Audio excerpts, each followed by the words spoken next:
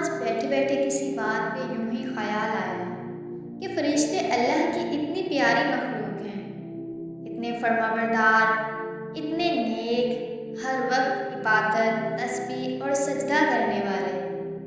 تو اللہ نے انہیں اشرف المخلوقات کیوں نہیں کہا؟ انسان ہی کیوں کہا؟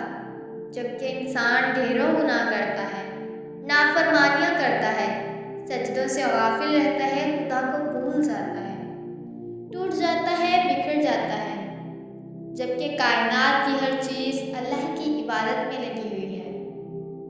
لیکن اشرف المخلوقات انسان کو ہی کہا گیا۔ بہت سوچنے کے بعد سمجھ میں آیا کہ اللہ کو اپنی ٹوٹی ہوئی چیزیں بہت محبوب ہیں۔ جیسے ماں کو اپنے کمزور بچے کی ہر وقت فکر رہتی ہے، جیسے استاد کو اپنے نالائق شاگرد کا ہر وقت خیال رہتا ہے، ایسے ہی اللہ کو ٹوٹے ہوئے ہم، گناہ کر کے پلٹتے ہوئے ہم بہت محبوب ہیں۔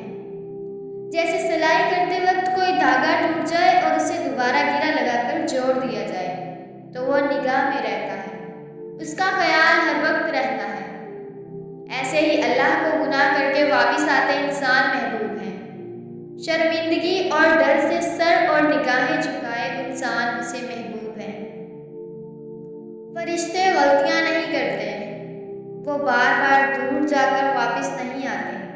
انسان آتا ہے بھٹک بھٹک کر، ٹوٹ ٹوٹ کر، وہ واپس اللہ کے در پہ ہی خود کو گرا لیتا ہے، اپنے وجود کی کرچیاں اس کے سامنے رکھ لیتا ہے، یوں وہ اللہ کو پہچان لیتا ہے۔ وہ گرا لگا ہوا دھاگا بن جاتا ہے جس کا پل پل خیال رکھا جاتا ہے۔ ذرا سوچئے اللہ کی ایک صفت غفور کیوں ہے؟ کیونکہ اللہ شروع سے جانتے تھے کہ انسان گناہ کرے گا، ٹوٹے گا، بکھرے گا، خود کو اللہ سے دور کرے گا، لیکن لوٹ کر اللہ کے پاس ہی پناہ ڈھونڈنے، معافی تلاش کرنے، اس کی رحمت کو پانے آئے گا۔ شاید یہی چیز اسے باقی مخلوقات سے معتبر کرتی ہے، اس کا بار بار پلٹنا، رحمت کو پہچاننا، کیونکہ ہم انسان ٹوٹنے کے لیے ہی بنے ہیں، اللہ کی طرف پلٹنے، اس کی توجہ کے لیے۔ اس لیے اگر آپ ٹوٹ گئے ہیں، گناہ کر چکے ہیں، بکھر چکے ہیں، تو واپس اللہ کی طرف جائیں۔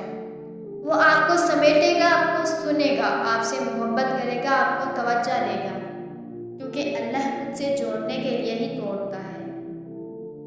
اور جب وہ تمہیں کسی چیز سے محروم کر دیتا ہے تو اس سے دگنی ایسی ہزاروں نعمتوں سے نواز دیتا ہے جس کے تم قابل بھی نہیں ہوتے۔ تو پھر بس راضی ہو جاؤ، کیونکہ معجزے صبر مانگتے ہیں اور تقدیر شکر کرنے والوں کی بدلتی ہے۔ کبھی سوچا ہے ہماری زندگی کا مقصد کیا ہے؟ کیا یوں ہی روز صبح اٹھے، کام کیا، کھانا کھایا اور رات سو گئے؟ بس یہ سب کرنے کے لیے پیدا ہوئے ہیں؟ اللہ نے بس اسی کے لیے ہمیں پیدا کیا ہے؟ نہیں، بلکہ ہمیں تو اللہ نے اپنی عبادت کے لیے پیدا فرمایا۔ تو پھر اس دنیا میں آنے کا ہمارا جو مقصد ہے، کیا ہم پورا کر رہے ہیں؟ کتنا وقت دن میں ہم عبادت کرتے ہیں؟ عبادت تو سارا دن، ساری رات بھی کر سکتے ہیں، مگر کیا ہم کر رہے ہیں؟ اگر ہاں تو الحمدللہ کہیں، آپ خاص ہیں۔ اگر نہیں تو فکر کیجیے اور اپنے مقصد کو جانیے اور اس کا پورا کیجیے۔ یہ نہ ہو کہ مقصد جانے سے پہلے ہی دوسری دنیا میں جانے کا وقت آ جائے اور مہلت ختم ہو جائے۔ پھر پہلی منزل قبر، پھر میدان حشر اور آخری منزل ہمیشہ رہنے والی زندگی، نور یا نار۔ اسلام عمل سے زندگی بنتی ہے، جنت بھی جہنم بھی۔ یہ خاکی اپنی فطرت میں نہ نوری ہے نہ